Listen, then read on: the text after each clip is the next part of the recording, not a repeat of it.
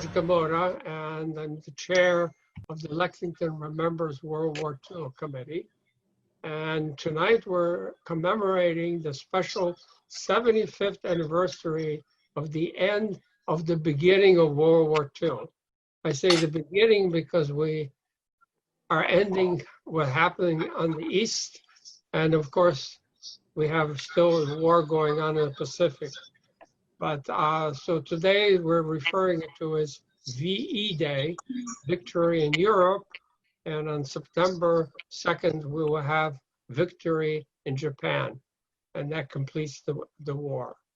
But for our panel tonight, we have two World War II veterans and one wife or wife-to-be World War II veteran.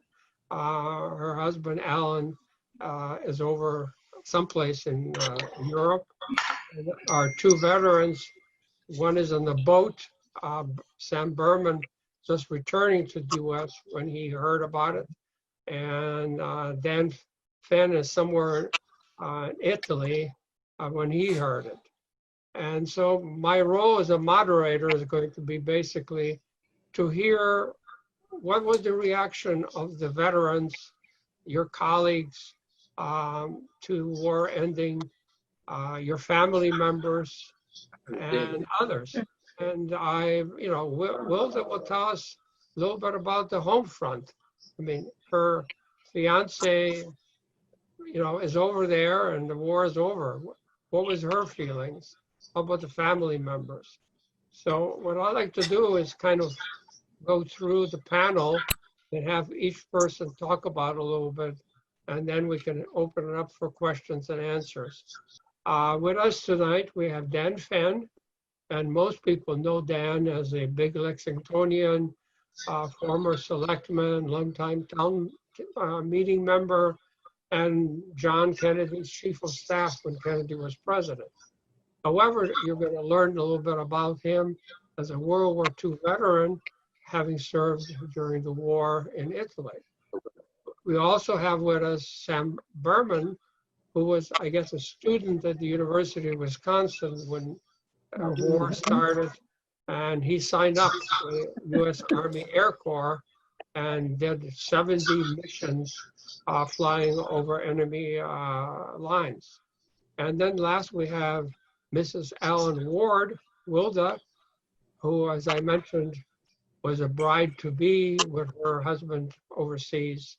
But she's going to tell us a little bit about what it felt like in Lexington. There was a big celebration, or people had a little scotch to drink and say, hey, it's done, and to find out what happened here.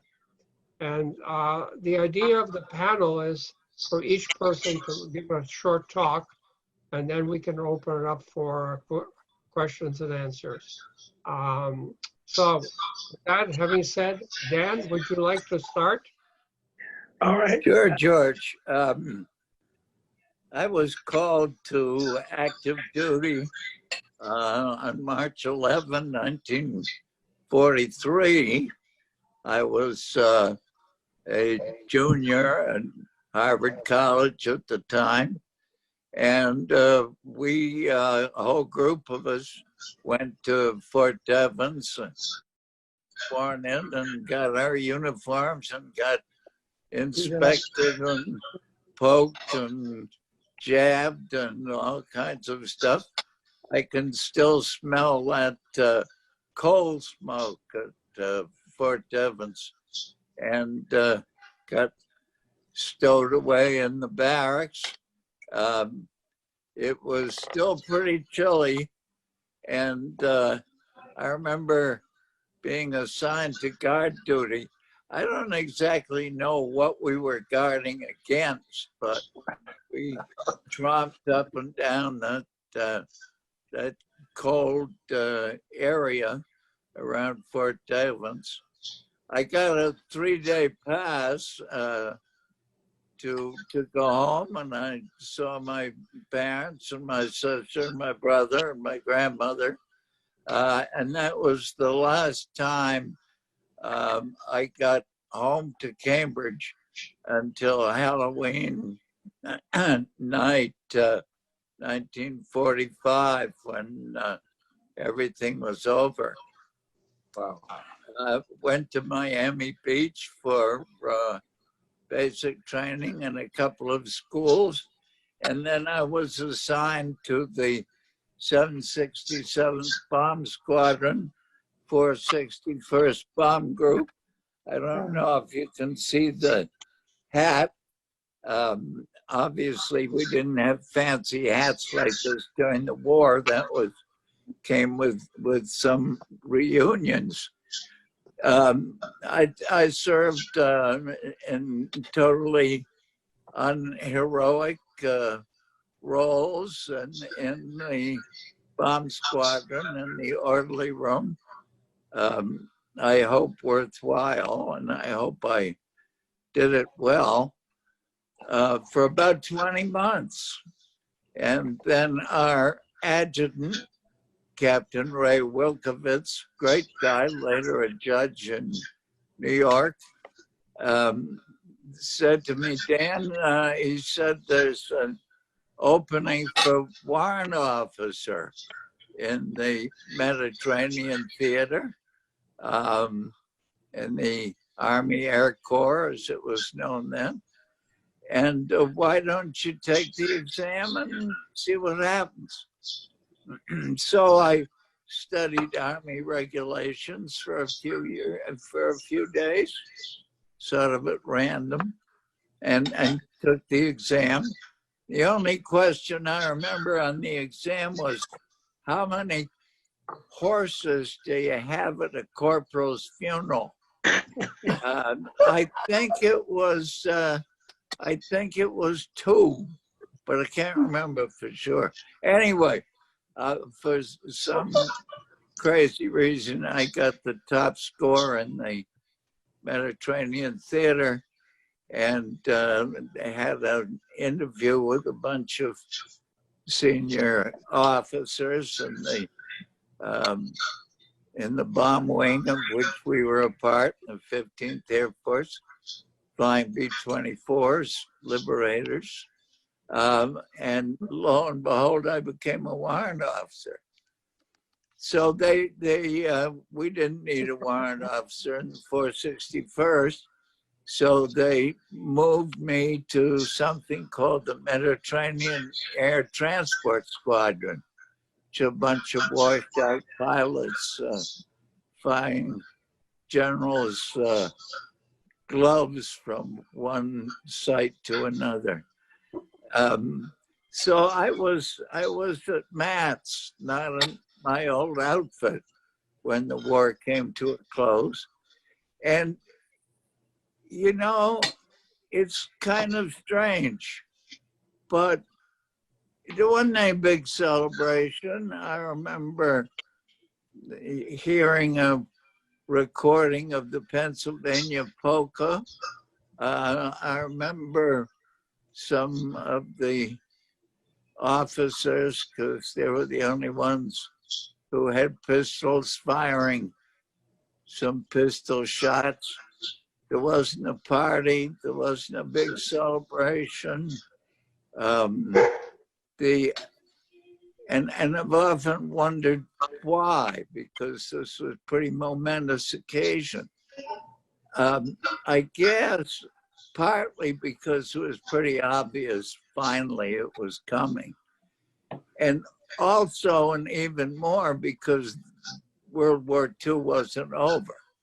We still had the Japanese to deal with.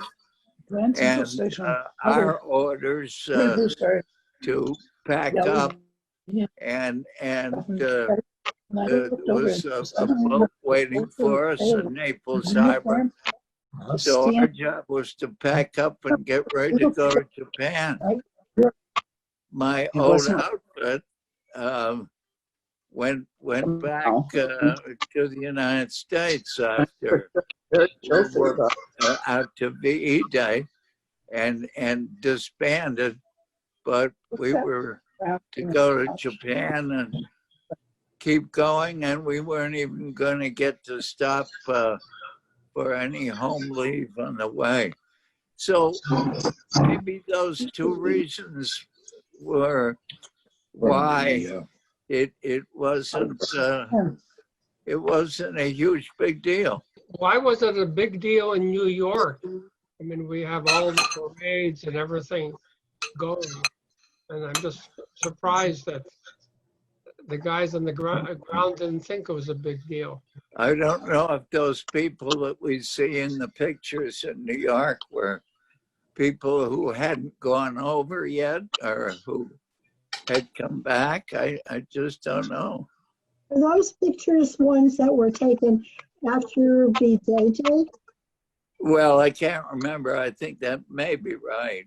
Robert Ford, the news commentator, announcing that it was all over finally. I will say that, all this about the greatest generation, we certainly didn't feel like heroes. We, at least all the people I was with, we groused about the food and the stupid officers and the weather and the spam and the reconstituted eggs that we had,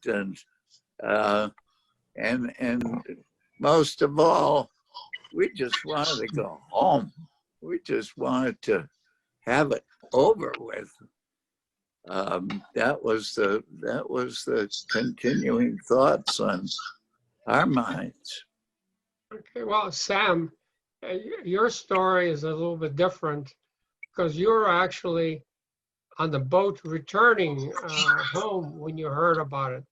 Do you want to tell us your story? I actually enlisted in the Army Air Force in 1942 in December. You're right there. I was in Wisconsin, and I actually enlisted in the town of Eau Claire, Wisconsin. I don't remember exactly when I got into my first training group, but I know I went to Shepherd Field in Texas for basic training. And that's where you find out you're in the Army and hate it. And then I went to radio operator school. Well, first, I went to radio operator school in Kansas City. And then I went to gunnery training in Florida. At one point, I went to Mary College, where we were waiting to get into the pilot training group. But then when they got ready to put me in the pilot training group, they do a physical exam. They found that one of my eyes was divergent. He said, "You'll double." I didn't see what was wrong with seeing double, but he said I couldn't be a pilot. But I thought it was great because sometimes if anything looks good, you see it twice as good. Anyway, we flew south from Florida. We flew in a B-25 because our mission was to take a new plane over with us. So I was flying as a radio operator then. And we flew south to Natal, Brazil, and then to Natal, Brazil, and then over from there, which is the big bulge in South Africa, to Ascension Island, which is halfway to the big Africa. And when we got in Africa, that was when they assigned the base to where we were going to end up. I was going to end up at the 12th Air Force because I was just telling Dan that somebody there tried to sell me a monkey. And they said that I could have the monkey for $1. And I thought that would be fun to have the monkey as a pet while I was overseas. So I was willing to buy the monkey. Somebody said, "Let you keep it." So I did buy it. And then I found out that the African who was selling the monkey was selling that monkey every time he met an American. And at night, the monkey would escape and go back to him, and he would sell it again the next day. So I think that's what they monkey business. Anyway, I got over to Corsica, and I was flying at first as a radio operator, gunner, and then later on as a bombardier and a navigator, because they needed people in that area, so they gave us a good training. My first 8 missions were over southern France. I think the first mission I flew was Nice, which is a beautiful city, and I'm sorry we bombed it, because who wants to ruin a beautiful city? Then we started flying over northern Italy, and very tactical. We bombed bridges, military stations. We tried to disrupt their activity, and I always felt good afterwards because that we weren't out there to bomb people or other soldiers. We were just trying to disrupt them. Somebody had to kill them, but we didn't have to do that. But probably if we did, it was inadvertent. And then I flew 70 combat missions, and coming back here, up in Rimini, Italy, on the Adriatic coast of Italy. Beautiful there. It was a beautiful place. I should have stayed for a while. And we got on a boat to come back, and halfway across, that was in May, on May 8th, when VE Day occurred. We were on the boat and were still a few days away from the States. So we celebrated on the boat. We were very happy that the war was over. But when we got to the United States, and I can't remember where we landed. I know we got taken to Fort Devens. We may have landed in Boston. And we were taken to Fort Devens. They sat us down and they said, they went through our record. They want to know how many combat missions we've flown. They want to know how many days and years we've been in the Army. They want to know how many medals we've gotten. They had a point system. And when you got to all the points together, if you had a certain number of points, you could get out of the Army right then and there. And I just made it. I just had enough points. So they asked if I wanted to stay in the reserve. So my question was, what is all the way out? And they anyway, that's what I took. And my brother, I was with a friend who had been with me from the very beginning. His name was Bob Busa. He was from Vermont. And he and my brother, who was not in the Army, he was married and had a couple of kids. So he was one of the few young men that was not in the Army. He was in his 30s already.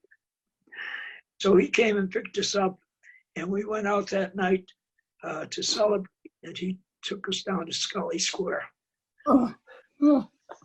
And Scully Square was full of soldiers, sailors, and Marines, and everybody in the military.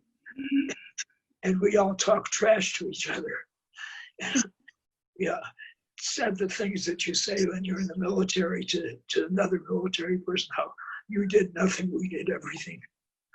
And my brother kept worrying that we were going to get in the fight.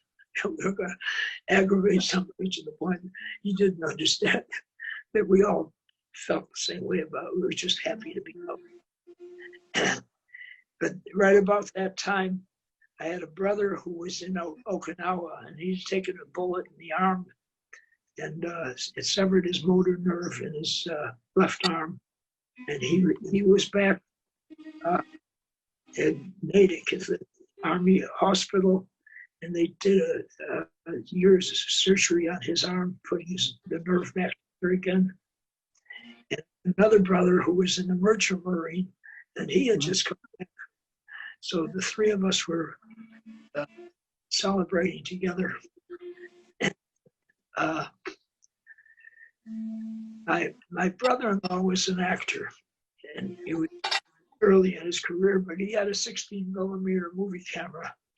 So he took a movie of me and my brother who'd been in the merchant marine.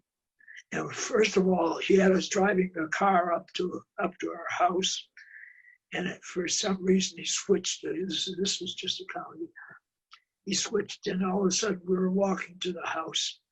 And when we got there, our house had four windows upstairs and two windows downstairs on the front of the house facing the street. And we had my sister, who had married him, yelling out the window, "Oh, it's Jack and Sam." And somebody else stuck their head.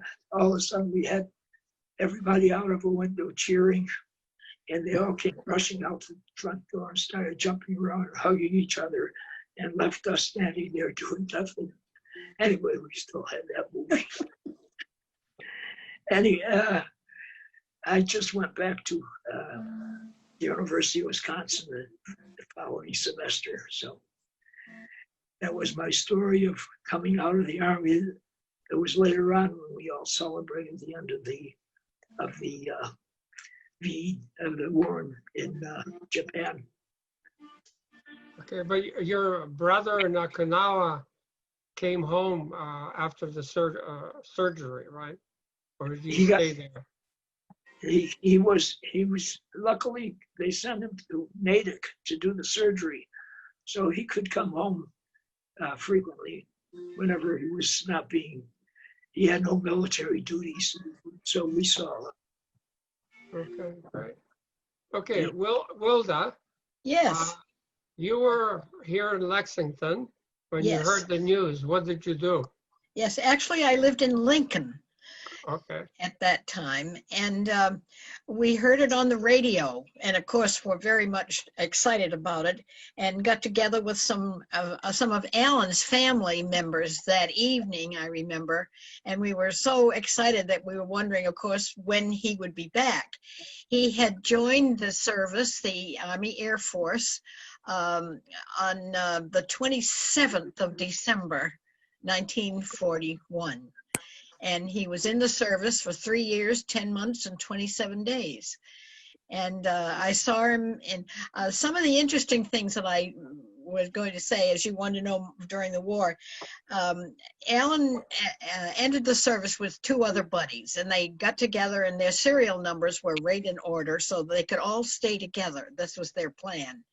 Well, that was on the 27th of December. By January 4th, Alan was in California, Franny was in Kansas, and the other one was in Westfield in Massachusetts. They never saw each other again until the end of the war. And Alan went to the Boeing School of Aeronautics right from entering. He was there January 4th and enjoyed that very, very much. And when he was through, he was headed for Europe. And with his mother and father and my mother and myself, we went out to see him. He was stationed at Westfield in Springfield for just a few days, actually, before he went along to England. And from there, he decided he would be a radio operator and enjoyed that very, very much. He did that all the way through the war and had some interesting experiences going over. One of the exciting things that he had was when they flew from south of France over North Africa. There was a whole crew, of course, he was in a C-47, and there was a whole crew of them. I mean, not a whole crew, but a whole bunch of C-47s, and they dropped their fellows over an airport in North Africa, and they had to circle the field until these fellows that they had just dropped took the field, so that all these planes could land because they didn't have gas to go back to England. And that was kind of exciting, one of the things he had. Another interesting thing was he flew the hump towards the end of the war at going from China, Burma, India. And he was stationed in India. he had a chance to go to see the Taj Mahal, which was exciting for him. And for 4 months, they only put a crew on over there. Well, there were several people that flew, of course, several planes, but they only had a 4-month at time to be there because it was so dangerous, and like 70% of them never came back. It was terrible. And then when he came back, and he was stationed in Brindisi in Italy, and one of the interesting things there was that he they were bringing some supplies to Yugoslavia, as it was then. And on the way back, they were shot at over the Aegean Sea. And when Alan was a radio operator, so he did his job. And by the time that the plane sank, they all got out and were in those little dinghies they had. By the time the plane sank, the PBY was coming over the horizon to find them and rescue them. That was exciting. Then he came back through, when the war was over, they came back through South America, not South America, they came first across Africa and landed on Ascension Island, and then went into Brazil, and then came back up to the United States. And I wanted to tell you one thing that was interesting during the time. When Alan was in California going to Boeing school, my father gave me a birthday present and said I could call him. Well, at that time, I had to call the telephone company there in Lincoln and tell them that next Sunday at 3 o'clock, I was going to make a call to this number. Alan had given me the number, and it was going to be to Alan Ward, and it would last for 3 minutes. I had to let them know that a week ahead, that I was going to make a telephone call. Now the Sunday came, it was a Sunday afternoon, and I made my call at a certain time, called the operator there in Lincoln, and all the way across the country, I could hear Springfield here, sending the call, then it came into Buffalo, New York, and then it was into Chicago, and across the into Kansas and so forth, and finally got to Allen in California. And we heard the operator come on every time they went to a state. She said, so-and-so here, passing it on to Kansas and so forth. So that was fun, and we talked for 3 minutes, which was very exciting. And then we saw him when he did come home in June, as I told you. We saw him for just about 2 hours, and then we didn't see him again until the end of the war. I was in high school through that time, and it was kind of sad because we always would go when any of the fellows were going away. Several of my high school class went, and of course we were the younger ones, so when they got off, I graduated from high school in '43, and by that time, some of the fellows, when we were the year before, were able to enlist, and it was sad. There was one fellow that he went and enlisted, and like in 3 weeks he was killed. It's so hard to do that. We didn't see a lot of things going on as far as like out of Boston Harbor. We learned afterwards all the terrible things that went on, and the ships that bombed right out, that were taking supplies to England. We didn't hear about that. And we did go all through the year of the war. We had to paint the searchlights. The headlights on the car were painted halfway down black, so that it had no sky view to show at during that time. And we had to use things on the windows so that you wouldn't put out any lights at night. And they were like over Sandy there was some, I see up there on the on his curtain, we had a lot of curtains like that we pulled along at night so that no lights would go out. We had rationing. We had gasoline, butter, I remember, was rationed. A whole bunch of food was rationed.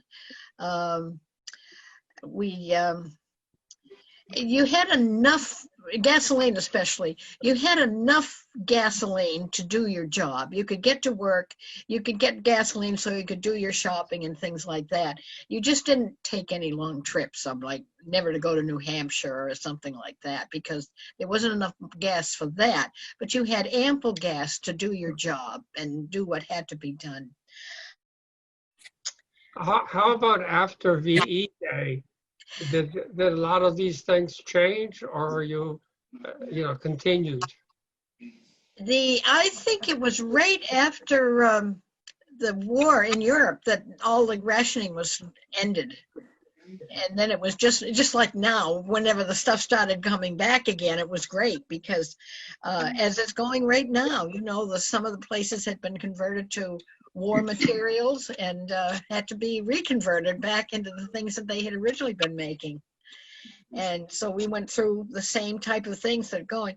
I don't remember like this toilet paper thing that everybody's took up toilet paper now. I don't remember running out of anything. The only thing is you couldn't have a lot of, but I never remember the paper supplies having a problem like they're doing now. It was interesting. Have any of you any questions at all? Oh, most of the time when we get any news about the war, it was on the movies. We didn't hear about things that went on right off. Of course, they didn't have the television and things like that. The eyes and ears of the world was the news. That's right. That's right. You saw in the movies. That's right. And that's when we saw all that happened in New York. We heard about it, but when you saw the pictures of the sailor kissing the nurse, remember that famous picture? And that just went all over the newspapers, and everything else would feature that particular picture. And we saw the movies about Times Square and all that was going on in New York there. That was on VE Day, the celebration in New York. That's right. That's right. And that was in August. Right. Yeah. And I suspect that it may be in San Francisco or the West Coast, they were celebrating more the VJ Day. That's right. Hawaii, certainly. That's right. Yeah. I'll tell you one little interesting situation. I was invited to one little party when some friends get home, and they had been in the Marines in Iwo Jima and those islands in that area. And we were all there were 10 of us there. So that meant there were 5 of the Marines and 5 of us gals. And these had just been school friends, and we're so glad to see them when they got back. But we girls didn't notice it, but a thunderstorm came along. And lightning but thunder, about 3 or 4 big claps of thunder. Those 5 Marines dove under the tables. I mean, it was somebody pulled a plug. And then they were so embarrassed because we girls were sitting there looking at them saying, what the heck was that? Why did they do that? And realized it sounded like bombs. And their instant reaction, we didn't need that. We didn't need that. We felt so bad for these guys. So that a lot of came home, things like that was so hard on them. It really was. Well, as you know, in Lexington, there were like 1,600 people, veterans, men and women who served.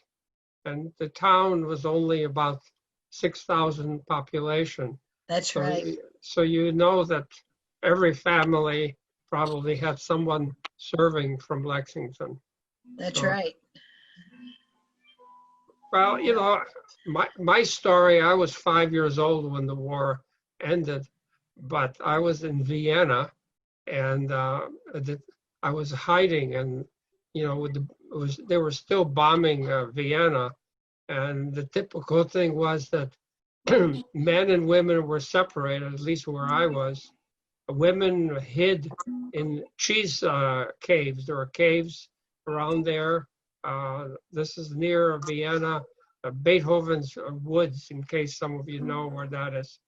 There are a lot of caves there. So women hid in the caves, and men went out in the fields, in the forests. And so when the bombing ended, broadcast that war has ended, people just jubilated, came out and celebrated, and it was like a feast. For 3 days, they celebrated.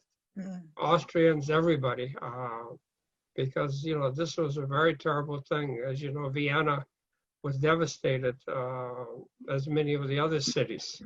So that's, my story of VE Day, and I remember it vividly, even as a grown-up. So it's a special day in my memory. Now, I know Ivor Morgan is over here. He was in Britain or Wales at the time. Do you remember anything from VE Day, Ivor? Well, actually, I think you kind of simplified my story a bit. I lived basically between London or West Wales, if people know the geography of Britain. Wales is the bit that sticks out towards Ireland. And my family are Welsh-speaking Welsh. We come from the hills. And that's a good thing in times of war. At the day war broke out for me was 1939, of course, unlike the rest of you. And in 1939, the day war broke out. My brother and I were in West Wales with our grandparents. They had moved back. They had been in London into the Welsh countryside, fortunately. And their house was perched on a Welsh hill. And my elder brother and I were playing with their car, and the car was on a steep slope that went down to a T-junction. And fortunately, when it started moving, my grandmother, with superhuman effort, managed to divert this car into the ditch. How she ever did that, I never know. That was my beginning of the war. That was the day war broke out. Of course, all of you know that the war in Britain didn't really happen for almost another year. It's what we call the phony war. And during the phony war, there was no bombing from Germany. And consequently, my mother, who had my elder brother, me, and a baby in arms at that time, she did not want to leave all of us with her parents in the countryside. And the Welsh had established in London, they basically ran the milk businesses in London, my grandparents' generation. So I come from one of those families that were doing that in an essential activity. And so my mother said, okay, there's no war, they're not going to bomb us. So off I went back with my older brother back to London. Of course, you also all know that timed perfectly with the beginning of the Blitz. That's when Hitler decided he was going to bomb the hell out of the Brits. And so childhood for me was living in this house. My parents set up bunks for us under the staircase, and at night the air raid sirens would go. I still hear them, by the way. My wife, who was the enemy, she's a German, she also has the same problem with air raid sirens. It goes right to the middle of your spine. We would go out at night looking up at the searchlights. I don't know if you know what searchlights are. These are big beams of light that go up to try to pick out aircraft in the sky. And this was sort of kids' spotters' time. We'd stand out looking for German aircraft in the hope that they'd catch one in the searchlight. And in the local park, we had an anti-aircraft gun, just not far away, actually, short walk. And so that would be blasting off at something. And that carried on until Hitler decided to turn around to Russia. I was not in the east end of London, that was the worst hit, but we had bomb sites all over the place, of course. But these were bombs. At that point, my mother said, well, kids, you can't stay in London because they keep bombing it. So back I went to Wales. Hitler goes to Russia, and then it quietens down in London. So mother said, hey, you better come back to London again. So back I went to London. And I'd already started school in Wales in a village school, a one-room school. My teacher was Miss Evans. I remember her well. And so back I went to London, to a state school in London, close by. At this stage, Hitler decided to use something else against Britain. And these are weapons that a lot of you are probably not familiar with. They were called the V1 and V2 bombs. V1 was we called them doodlebugs. They flew like planes. They didn't have much of a glide path, but they flew like planes. They had a single engine on the back. And when the engine stopped, when it presumably ran out of fuel or something, you knew it was going to go in this rather steep glide path and explode. And so you could hear these things. And in fact, one day, very nearly, we knew that this one was close by. I was hiding under the staircase, as was my habit. And the rest of the family were on the front doorstep watching this thing. The engine cut, and it almost hit us. It landed at the bottom of our road. And just to give you a sort of order of magnitude, that plane, that bomb, I believe, killed 26 people. It blew up a whole block. That was a V1. Now, I also experienced a V1 when I was at school there. We had, of course, the alarm go, and we had a drill to go under the desks and so on.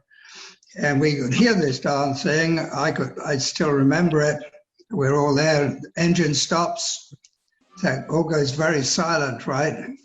And of course, what you're waiting for is for the bang. And it banged, and it was much further away. I know where it was. I won't bother to tell you where. It actually much further away than I thought it possibly could have been, because the engine was really quite loud. The V2s you didn't hear. The V2s were what we now call ICBMs, intercontinental ballistic missiles. They just went up and came down, so you didn't hear them. They had no glide path, and they caused more damage. While that was going on, my mother said, well, you boys, you can't stay in London. So they sent she sent me and my younger brother this time up to the north of England. My father was in the Air Force and all that. He was learning to be a navigator in Africa. That's another whole set of stories. My relatives were trained. One of my uncles who just died, trained to be a pilot in Canada. That was the classic sort of Morgan picture. And so my mother had a friend up in Lancashire, which is not my culture. But off we went to Lancashire. Is a mill town. If you know England at all, it's a place called Rochdale, which used to be in the cotton trade. That's before they lost all that. It's on the west side of the north part of England. And up to Lancashire we went, to Rochdale. I went to school in Rochdale. And at this point, of course, eventually the war was winding down. And actually, VE Day, I ended back in London.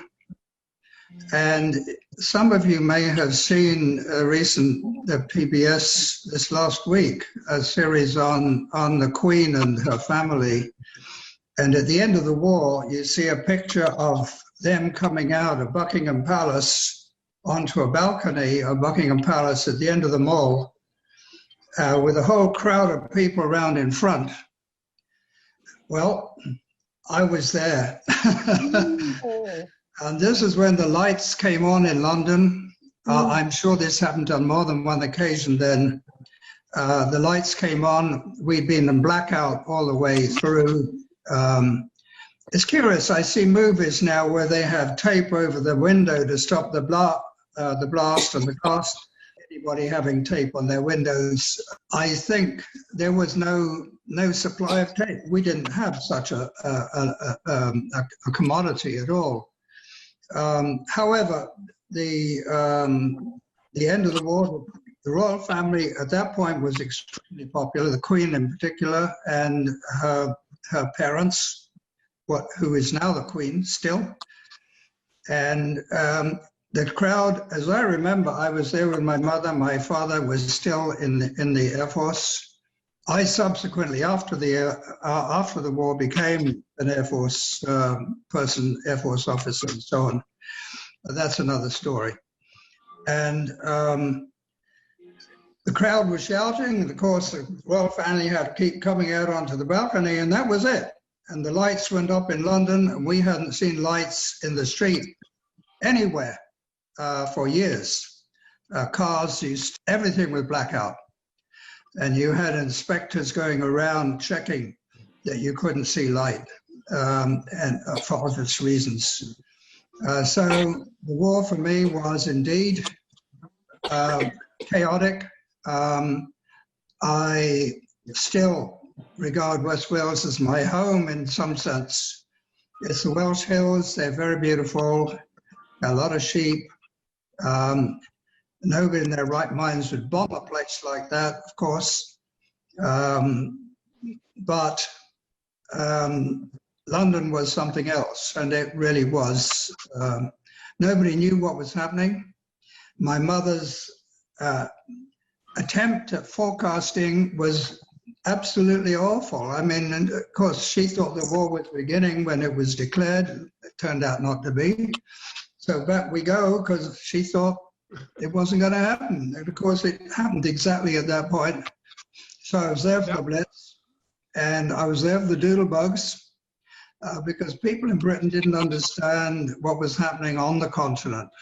I have these memories, they're very strong, and we used to play on bomb sites, which is not advisable, by the way, because you don't know which part of the bomb site is going to fall over and kill you.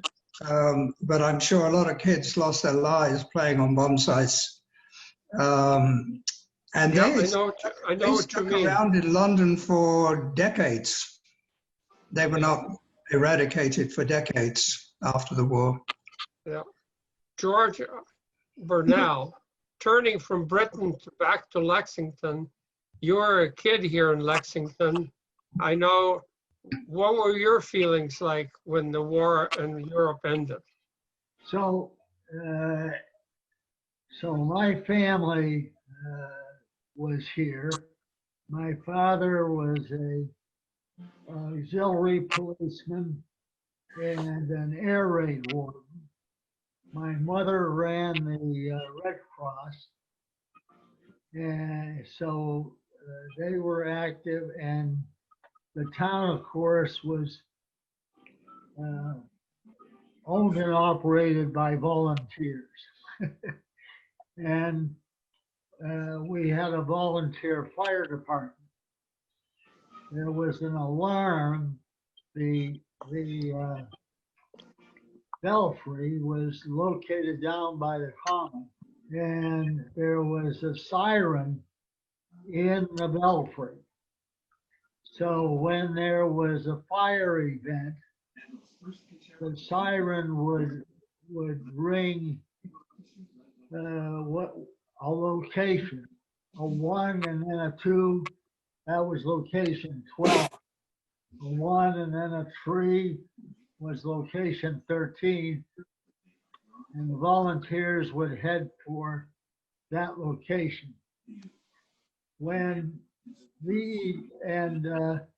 I would say that there was more focus in Lexington on Europe than there was on Asia.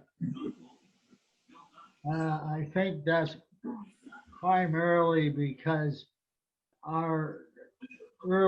most of the people we knew went to Europe. The Pacific was slower in developing because you had to move island to island. So there was a battle, and then there was not that much happening, and then another island.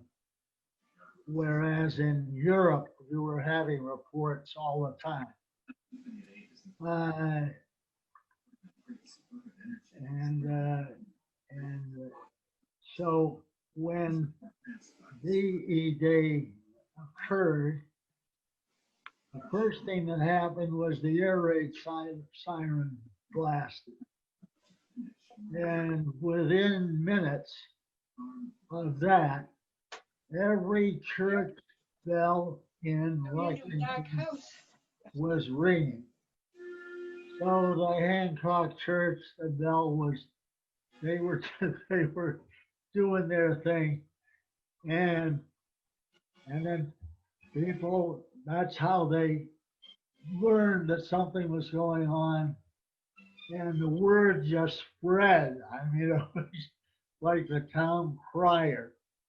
Everybody was, did you hear it? So this is over, this is over. So there was a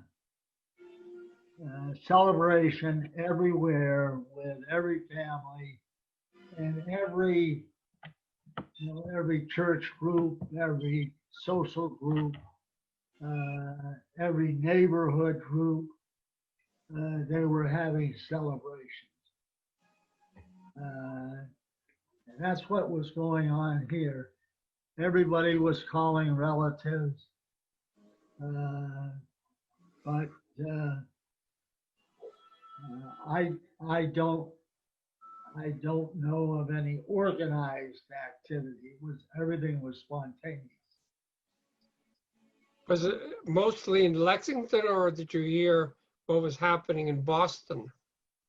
Oh, we knew the next day. You know, the papers were full of it. You got most of your news came over the radio. The movie theaters showed double features, and they always had the news, 15-minute news segment as part of the movie show. But that was a week later. You know, it took time. They had to process the film, develop the film, and ship the film and deliver it. So you, from the movie point of view, you weren't seeing things for a week after, at least a week after the incidents were filmed. So everything was basically over the radio. And WHDH and WBZ were the big ones that I knew of. And then we kept on going. We had the rest of the war to fight. Right. And the celebration didn't last. I don't remember it lasting. The celebration portion, I don't remember lasting more than a day or two.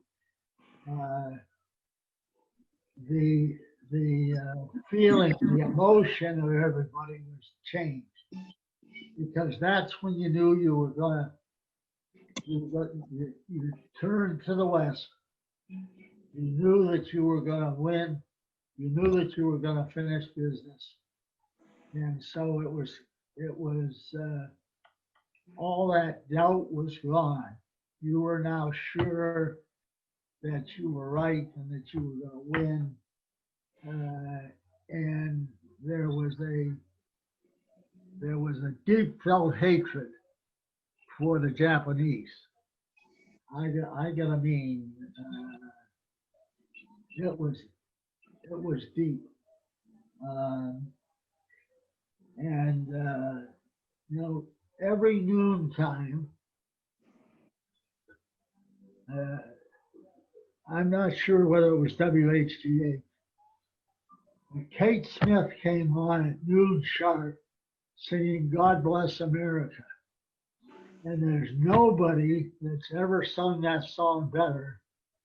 And to this day, I hear that And man, I snapped to attention. That was what we lived on. And when after VE Day, remember Pearl Harbor was the song of the day. And you just listen to that a couple of times and you'll know how everybody felt. So there was, and both before and after VE Day for the entire war,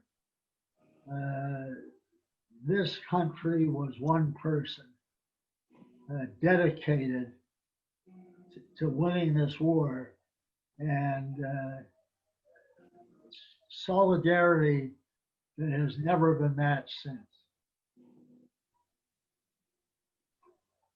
Okay. Well, let me ask any questions of our panelists and other contributors. I've got a question for Sam Berman. Sam, I think you're too modest. Sam just very modestly said, well, I flew 70 combat missions. But I know from talking to you a few years ago that there was one particular mission that you might want to just elaborate on. You were airborne. You faced very heavy anti-aircraft fire. Remember that? Yes, that was the 30th mission that I flew. Would you mind just telling people about it? Because he's a hero and he's too modest to tell you about it. But this is an amazing story and I just thought you might want to hear it. Go ahead. I'll just say that in those days, everybody was either a hero or, yeah. But yeah, this was my 30th mission. And I was flying as a bombardier at that time, bombardier navigator. And we were flying over a town in the Po Valley called Estiglia. And there was a railroad distribution center that the Germans were using to move their supplies. So our mission was to destroy that. So when we got, and that was very, very heavily defended. So when we got there, all of a sudden the anti-aircraft started blowing our groups apart. And we dropped our bombs, but we were all separated by that time. We flew in formations of 9 planes, and I think it might have been 4 or 5 formations of 9 planes. Anyway, all of a sudden we were alone. And when you saw anti-aircraft out your window, if it was a black puff, that was what you usually saw. If it had a red center, it was dangerous. And in this case, one exploded near us, and that was not just a red center, it was like a sheet of red. And it took out a lot of our plane. It took out one of the engines. I think out of the 6, it was 3 people got Purple Hearts. I was disappointed that I didn't get one. but our plane started diving, and I was up in the nose flying as a bombardier. It was sort of a plexiglass encased thing. So I had a view of everything. And our plane was just diving straight toward the earth. And so I figured I'd better get out of here. So we were all wearing parachutes. So I went to the hatch to jump out of the plane, which didn't bother me a lot because in most cases, the Italian partisans controlled the countryside.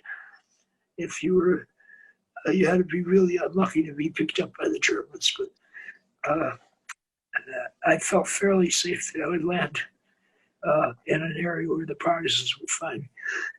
In any case, at the last minute, I had my hand on the hatch and nobody else was going out. And it was crazy. Why weren't they leaving? So I turned around, the pilot compartment was behind me. So I went to the pilot compartment and I found both pilots with their slumped over in a daze. Something had hit their plexiglass windshield, and they had a million cuts on their faces from the shards of glass, but nothing really that hampered them. It was just a bad sight. So I shook the co-pilot, and he looked at me, and we couldn't talk. The engines were too loud. I pointed toward the ground, and he tested his controls, and the plane righted. And he looked over and smiled. Then he tapped the pilot, and they then asked me to look at my charts to give them a heading to get back. So, and I wasn't very good at that. I'd just been trained for contact navigation. I knew we were over probably Italy. I could tell from the charts. So I picked a route out to the coast. And when we got near the coast, they said, "Is it safe to cross over here?" Because they knew that there was anti-aircraft along the coast, which I hadn't bothered to notice. So I looked and I said, "Uh-oh, no, don't go out here." And they said, so I said, "We'll just head north." So they did, and just as we did, we saw a few puffs, black puffs. They were shooting at us. So anyway, at some point, he said, "Is it all right to go out here?" And I said, "I suppose it is." So we left out, we got out of Italy, and they took over. Then they were able to find their heading back. We were flying on only one engine all this time. And our plane had hundreds of holes in it. And when we got back to Corsica, we landed at the first airport, which was not ours, was down the coast. We had to get land as quick as we could. And the most seriously injured person on the plane was the one who was flying as operator. He had taken a piece of flak in his arm that jammed into his elbow, and he was in terrible pain. The guys were giving him as much morphine as they could to try and control the pain. I never saw him again. That's the story. I think it was over Ostiglia, Italy, and it was probably the most dangerous flight of the 70 that I flew on. Thank you for mentioning that. That's a good story. I did not know that. Thank you. Any other questions? I can't forget it. I can understand that. I can understand that. So if there are no any questions, I'd like to thank everybody and the panelists especially and the contributors. It was a very interesting evening, and I hope we'll be able to broadcast it on YouTube, and many other people will be able to hear your stories. So thank you very much. And Dan, Sam, and Willa, thank you very much. And Ivor and George. So good night.